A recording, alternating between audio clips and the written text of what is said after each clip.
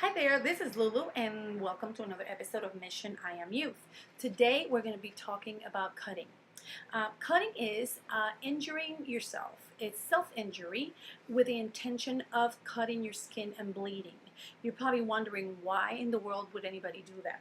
Well, this goes on, unfortunately, among young people, teenagers. And usually these cuts take place in your thigh area, your belly area, and your arms. Why do they do this? Well, basically, it's simple. It may not make sense to you, but this is why I'm bringing this information so you can understand the world of our teenagers and what they go through. Basically, what happens is they cannot cope with certain situations or certain emotions, such as stress, sorrow, rejection, desperation, loneliness, emptiness. These are feelings that they have difficulty coping with. So their way of coping is cutting. Also, there are other reasons for this behavior, such as mental disorders such as bipolar. You can have compulsive disorders. You can have obsessive thinking. You can have depression, different things like that. Now, that should be checked out by a professional, a mental health counselor. And I'll talk a little bit more about that a little later in the show. This situation is very alarming because although the young person doesn't have any intentions of committing suicide, these cuts can get infected, they can bleed, and not most, I would say in a lot of cases, they end up in the emergency room because they don't intend to cut so deep, and this creates a habit.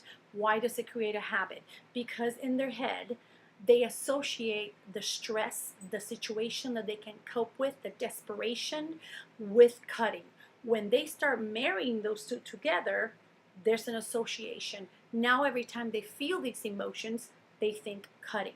So we have to break that pattern and introduce healthier patterns. For example, well, obviously, talking to a mental health counselor, that would be great.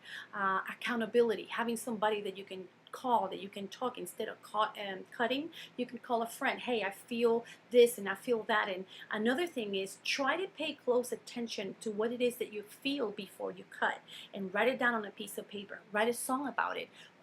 Write a verse or poetry, anything that has to do with your emotions, and you offer yourself some sort of outlet instead of cutting. Some say that taking a piece of ice and numbing your area, or putting a rubber band around your arm and snapping yourself, not too hard, but it's just that whole activity, that you just get used to the doing something in your hand. Also, take a pen and write on your arm. All those are way healthier than the actual cutting. But at the end of the day, I cannot stress enough how important it would be for you to reach medical assistance in the way of a mental counselor, a mental health counselor. And there are tons of information about this subject and many other topics that we're going to discuss in the weeks to come online. So this is just the tip of the iceberg. The purpose of this is for you to pick your curiosity, and you can go in and find all the information you can about this. One of the things that I would strongly recommend to do, if you see that your child is withdrawn or acting different, or all of a sudden is wearing long sleeves and it's pretty hot out there. Little obvious things like that. I mean, I say obvious because I've read a lot about it, but as a parent, I suppose that kids are all into the fashion, and it doesn't matter, it could be 100 degrees outside and they're wearing a thick jacket.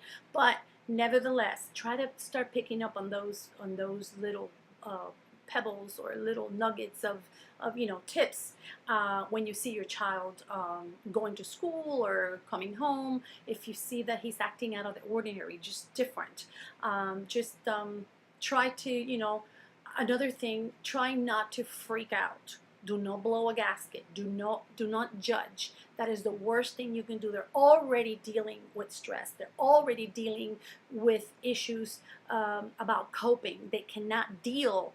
They don't need for you to yell at them or judge them or scream or go crazy. If you have to go outside and scream, if you have to call a friend, if you have to go to counseling yourself and seek professional help before you speak to your child, that will be way better than for you to put that pressure on top of pressure, because that's just not going to be pretty.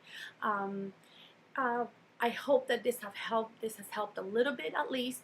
And if you have any questions, any concerns, please write them down on the comment area, and I will do my very best to get back with you and find the information that you need. Thank you so much. By the way, on the lighter side, thank you for all the subscriptions.